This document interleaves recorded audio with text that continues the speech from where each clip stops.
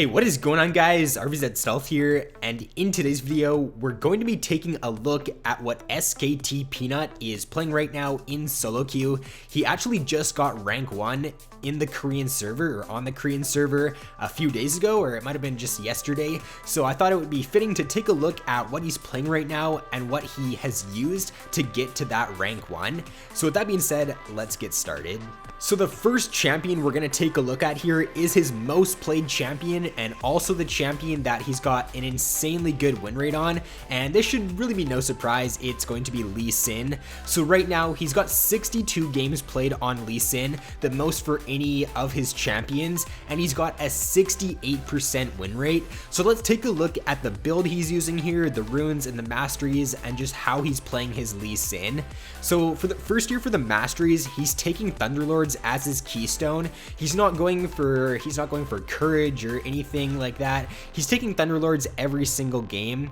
So if we take a look at the build now that he's using on his Lee Sin, it is very unique. Not a lot of people are using this build right now in solo queue other than Peanut. So what he does is he rushes a warrior, that's very standard on Lee Sin, and then after that, it usually depends on the situation. If the enemy team is pretty AP heavy, then he'll almost always go a Hex Drinker and then eventually get a Maw. If the enemy team is more AD though than AP, he'll usually just end up going Dead Man's Plate, and he won't even build much damage after his warrior. He builds a pretty tanky Lee Sin. Like, he will never go for like a Black Cleaver or a Tiamat on his Lee Sin. He'll pretty much just build him full tank other than warrior and a Maw. So after he does finish like his Maw, his Deadmans, he'll usually go for a Guardian Angel after those items. And then for his last item, it always just depends on the situation. So if they're AP heavy, he might go for a Spirit Visage or a Banshees. If they're really AD heavy, then he might get a Randwinds.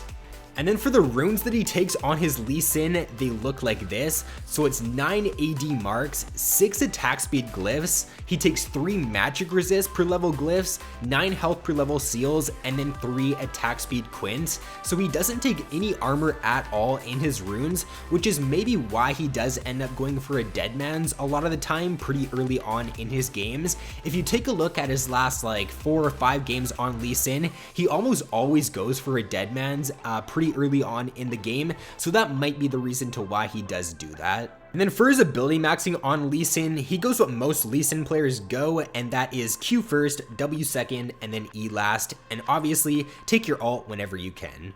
So moving on to his second most played champion this season is going to be Khazix, and right now he's got 38 games played on Khazix with another really high win rate at 66%, and like Lee Sin, he does play his Khazix quite a bit differently.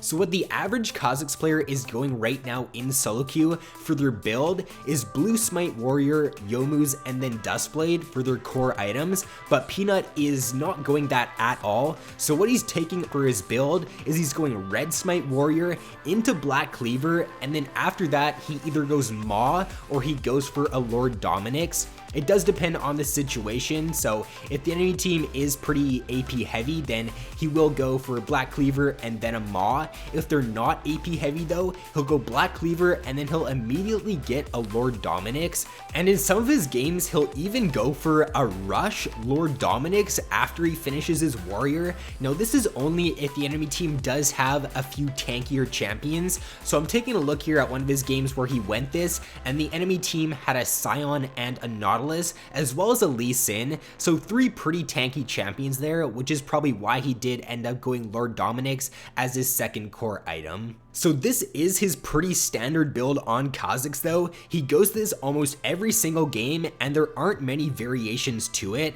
A sample build that he would go would be like Warrior, Black Cleaver, he'd get Merc Treads, Maw, he'd go for Lord Dominix, and then he might finish off with like a Guardian Angel as his last item. Everything else on his Khazix is pretty standard. I will put it up on screen here, but I'm not going to go into much detail about it. For his evolutions on Khazix, this is what he's been doing recently. So he goes Q at level 6, E at level 11, and then he does W at level 16, so he does not evolve his ultimate at all on Khazix. His runes, he is taking just flat AD for his marks and his quints, and then he is also not taking any armor on his Khazix either, so he is going health per level seals, and then he's taking the 9 magic resist per level glyphs. He's not going any attack speed at all on his Khazix, but you really don't need attack speed on this champion. For his skill order and his masteries, I'll just put those up on screen because they are very standard. Next up, let's take a look at his third most played champion this season, who is Rengar. He's only got 17 games played on Rengar, which is quite a bit less than his Lee Sin and his Kha'Zix. However, he does still have a very respectable win rate on the champion at 65%. So his build is very similar on Rengar to what it is on Lee Sin. He really doesn't like to build his Rengar or his Lee Sin damage. He usually just goes for a pretty tanky build on both of these champions. So what he'll do is he'll go for a red smite warrior enchant. After that, he'll go pretty tanky, so he'll go Deadman, Spirit Visage, Randwinds, and then last item he might get a Guardian Angel, or if he needs a little bit more damage, or if he feels like he's lacking damage, he might go for a Yomu's. Now if the enemy team is pretty AP heavy, then he might get a Hex Drinker in there, so he'd go like Warrior, Hex Drinker, and then tank after that. For his boots on Rengar, he usually always does go for CDR boots.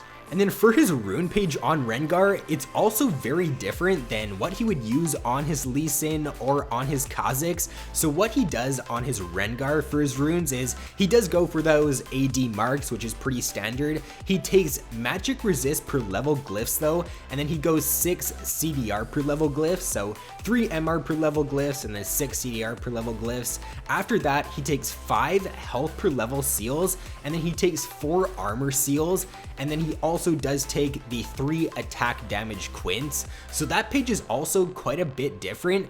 I'm kind of confused as to why he's taking like the armor on his Rengar and not on like his Kha'Zix or his Lee Sin. I wonder like why he would do that. If you guys know, then let me know down in the comments below, because I find that kind of interesting that he's deciding to take the armor on Rengar but not on Lee Sin or Kha'Zix. For his ability maxing on Rengar, he goes Q first, W second, E last, and then your ultimate at level 6, 11, and 16. And then for his mastery page, he does take Thunderlords. I will put that up on screen here so you guys can take a look at it.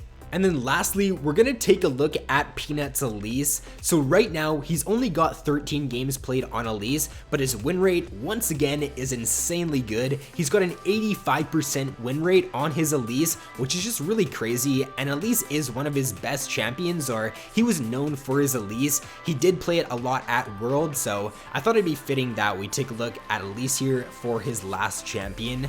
So he is playing his Elise differently once again than most of the Elise players. So what he's doing is he is going for a Moby Boots rush on Elise almost every single game. I'm pretty sure he did do this at Worlds on Elise, or he actually might have rushed Sork Boots at Worlds on Elise, I forget, but he is going for a Moby Boots rush in solo queue almost every single game on her. After the Moby Boots, he does finish his Runic Echoes with Red Smite. After that, he usually gets a Proto Belt, Rylai's, and then it does depend on the situation after that. So if they are a lot of AP damage, he will go for an Abyssal Scepter. If not, he'll usually end up getting a Liandry's, and then somewhere in there, he'll sell his Moby Boots for Sork Boots. So at around like 30 minutes into the game, he'll usually sell Mobies for Sorks. And then later on, like if it goes really late into the game, he'll actually sell his Runic Echoes and get a Zhonya's. So an example full build that he'd take on his Elise is he'd go Moby Boots, he'd go for the Runic Echoes, Proto Belt, Rylai's, Abyssal, Liandry's. He would sell his Mobies for Sork Boots, and then he'd also sell his Runic Echoes for a Zhonya's. The ability maxing and the masteries are very standard on his Elise, so once again, I will just put them up on screen here, but his runes are definitely somewhat unique.